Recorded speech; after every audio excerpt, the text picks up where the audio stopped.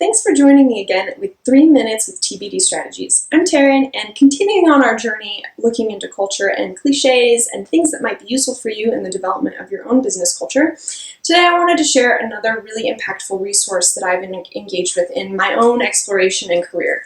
So this resource is called the Shingo Model for Operational Excellence, and it looks like this. As you can tell, this is a printed copy. It is in public domain. It is available at the Shingo Model website, so I'll provide that in the text of this video. And what it is really a guide for how do you execute operational excellence throughout every part of your business. And we've talked about tribal leadership already, and the reason that resource is different from this one is really because that's very kind of heady, and it has more to do with the theory and practice of cultural shift.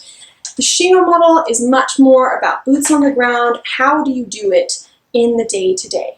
Because as we all know, you can't just go up to people and be like, hey, stop talking that way, which is kind of like maybe what your takeaway would be from tribal leadership. The Shingo model is really about every day, how do you do this? What does it look like? So it starts with this really neat house. It looks like a house. And so you've got 4 dimensions here. It starts with cultural enablers, focus on process improvement, enterprise alignment, and finally results. And the results at the very top is always creating value for the customer.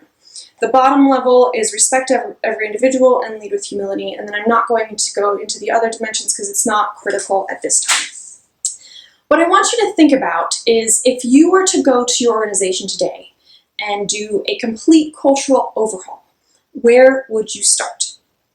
And if you don't know, or if you're saying, well, my culture doesn't need to be overhauled, okay, that's a different question. If you felt that it did, where would you start with your overhaul? That's where the Shingo model becomes really valuable, because to me, and what I would encourage you to do is ask yourself, do I respect every individual? How do I know I respect every individual? Do I lead with humility? How do I know I lead with humility? And if you don't know, or you don't feel that you can answer those questions confidently, go ask people. Do you feel I respect every individual? Do you feel I lead with humility? And then you will have your answer. And once you do that work for yourself, you can then start to do that with the rest of the organization. And from there, that's where you generate the culture shift.